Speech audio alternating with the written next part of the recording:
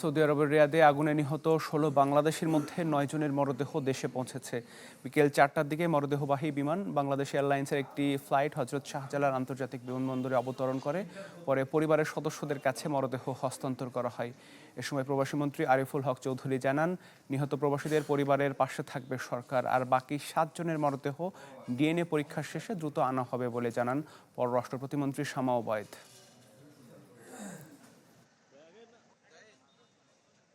শুধু এই আর্থিক সহযোগিতা নয়, আমরা আমাদের মন্ত্রণালয়ের পক্ষ থেকেও আমরা তাদের পরিবারকে কিভাবে আরো সহযোগিতা করা যায় সে বিষয়েও আমরা চিন্তা ভাবনা করছি।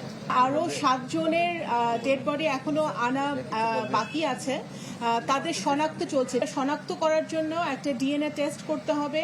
তাদের পরিবারের সাথে যোগাযোগ করা হয়েছে এবং পরিবারের সহযোগিতায় ডিএনএ টেস্টটা সম্পন্ন হলে আমরা কিভাবে তাদের আইডেন্টিফিকেশন করে দেশে ফিরিয়ে আনতে পারি সেই কাজটি কিন্তু আমাদের মিশন করছে।